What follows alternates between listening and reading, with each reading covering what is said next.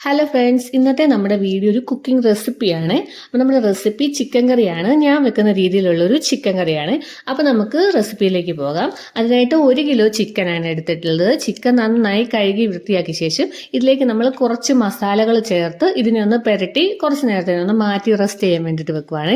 അപ്പം എല്ലാ മസാലയും വളരെ കുറച്ച് ചേർത്താൽ മതി.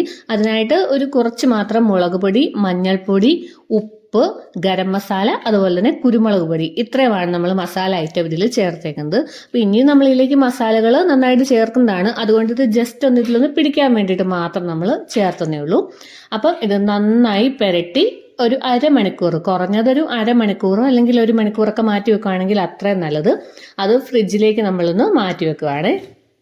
ഇനി റെസ്റ്റ് ചെയ്യാൻ വെച്ചിരുന്ന ചിക്കനെ നമ്മൾ കുക്കറിലേക്ക് ഇട്ട് ഹൈ ഫ്ലെയിമിൽ വെച്ച് തന്നെ 2 വിസിലൊന്ന് അടിച്ചിപ്പിച്ചെടുക്കണം. ഇനി നമ്മൾ ഇതിലേക്ക് വേണ്ട പൊടികളൊക്കെ ഒന്ന് ചൂടാക്കി എടുക്കാൻ പോവാണ്. അപ്പം ഈ പാത്രത്തിൽ തന്നെയാണ് ഞാൻ ചിക്കൻ കറി വെക്കുന്നത്. അപ്പം അതേ പാത്രത്തിലേക്ക് തന്നെ മഞ്ഞൾപ്പൊടി, മല്ലിപ്പൊടി, മുളക് പൊടി, കാശ്മീരി മുളക് പൊടി, കുരുമുളക് പൊടി, പിന്നെ ഗരം മസാല, ഇതെല്ലാം നമ്മുടെ എരിവിനനുസരിച്ചാകട്ടോ ചേർക്കേണ്ടത്. അതുപോലെ തന്നെ കുറച്ച് മാത്രം പെരുംജീരകം, 2 കഷ്ണം ഗ്രാമ്പു, അതുപോലെ തന്നെ ഒരു കുഞ്ഞു പീസ് കറുവാപ്പട്ട. ഏലക്ക എന്തെങ്കിലും ഇല്ലായിരുന്നു, അതുകൊണ്ടാണ് ചേർക്കാത്തത്. ഏലക്ക ഉണ്ടെങ്കിൽ 2 ഏലക്കയും കൂടെ ചേർക്കാം. അപ്പം ഇതെല്ലാം കൂടെ ചേർത്തിട്ട് നമ്മൾ ഫ്ലെയിം ഒരു ലോ അല്ലെങ്കിൽ മീഡിയം ആക്കി വെച്ചിട്ട് നന്നായിട്ട് ഈ പൊടിയെല്ലാം ഒന്ന് ചൂടാക്കിയെടുക്കാം. ഒത്തിരി കരിഞ്ഞു പോകാൻ പാടില്ല, കളർ മാറി എന്നാൽ ഒന്ന് മൂക്കുകയും വേണം. അപ്പം ഈ ഒരു പരുവാകുമ്പോൾ നമുക്കത് നിർത്തി വെക്കാം. ഇനി നമ്മൾ ഒരു മിക്സിയുടെ ജാറിലേക്ക് ഒരു 1.5 ചെറിയ തക്കാളി ചേർത്തിട്ടുണ്ട്. ഇത് ചിക്കൻ കറി നമുക്ക് 1 കിലോ മാത്രമേ ഉള്ളൂ ചിക്കൻ, അതുകൊണ്ടാണ് 1.5 തക്കാളി എടുത്തേക്കുന്നത്.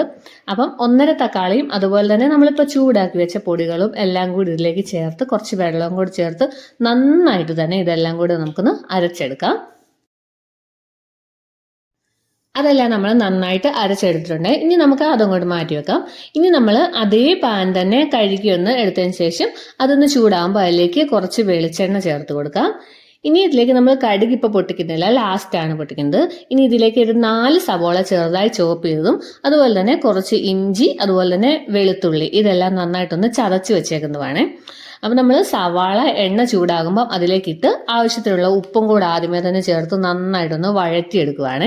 സവാള നന്നായിട്ടൊന്ന് കളർ മാറണം. അപ്പം അത്ര നേരം ഒന്ന് വഴന്നതിന് ശേഷം എടുത്തു വെച്ചിട്ടുള്ള ഇഞ്ചിയും വെളുത്തുള്ളിയും ചതച്ചതും കൂടി നമുക്ക് ഇതിലേക്ക് ചേർത്ത് എല്ലാം കൂടെ നന്നായിട്ടൊന്ന് മിക്സ് ചെയ്ത് കൊടുക്കാവേ. അപ്പം ഇഞ്ചി വെളുത്തുള്ളിയുടെ പച്ചമണമൊക്കെ ഒന്ന് മാറുന്നിടം വരെ നമ്മൾ അതൊന്ന് എല്ലാം കൂടെ ഒന്ന് റോസ്റ്റ് ചെയ്തെടുത്തു. അതിനുശേഷം നമ്മൾ അതിലേക്ക് അരച്ച് വെച്ചിരിക്കുന്ന തക്കാളിയുടെയും അതുപോലെ പൊടികളുടെയും കൂടെ ചേർത്ത ആ ഒരു മസാല, ആ ഒരു പേസ്റ്റ് നമുക്ക് അതിലേക്ക് ചേർത്ത് കൊടുത്ത് ആ ജാറും കൂടെ ഒന്ന് കഴുകി കുറച്ച് ആവശ്യത്തിനുള്ള വെള്ളവും കൂടെ ചേർത്ത് നന്നായിട്ടൊന്ന് തിളയ്ക്കാൻ വെക്കാം. ചാറ് നന്നായിട്ട് തിളച്ച് വരുമ്പോൾ കുക്കറിൽ 2 വിസിലടുപ്പിച്ച് വെച്ചിരുന്ന ചിക്കനും കൂടെ നമുക്ക് അതിലേക്ക് ചേർക്കാം.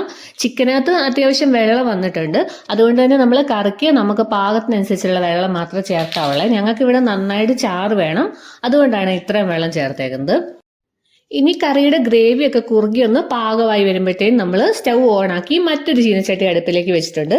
ഇനി അതിലേക്ക് കുറച്ച് വെളിച്ചെണ്ണ ചേർത്ത് നമ്മൾ കടുക് വറുത്ത് ഇതിലേക്ക് ചേർക്കാൻ പോവാണ്. അപ്പം കറിയുടെ ഗ്രേവി നമുക്ക് എത്രയാണ് ചാറ് വേണോ അതനുസരിച്ച് നമ്മൾ നേരത്തെ ഫ്ലെയിം ഓഫ് ചെയ്യണം. കാരണം കറി നമ്മൾ ഓഫ് ചെയ്ത് കഴിഞ്ഞ് കുറച്ച് നേരം വെച്ച് കഴിയുമ്പോൾ ഇരുന്ന് കുറുകും, ചാറൊക്കെ ഒന്ന് കുറുകും. അതുകൊണ്ട് നന്നായിട്ട് ഗ്രേവി വേണ്ടവരാണെങ്കിൽ ഇച്ചിരി നേരത്തെ തന്നെ ഒന്ന് ഓഫ് ചെയ്യണം കേട്ടോ. ഇനി നമ്മൾ കടുക് വറുത്തതിൻ്റെ കൂടെ വറ്റൽമുളക്, വെളുത്തുള്ളി, ചെറിയുള്ളി, തേങ്ങാക്കൊത്ത് ഇത്രയൊന്ന് റോസ്റ്റ് ചെയ്തിട്ട് അതിലേക്ക് 1 സ്പൂൺ ചിക്കൻ മസാലയും കൂടെ ചേർത്തിട്ടുണ്ട്.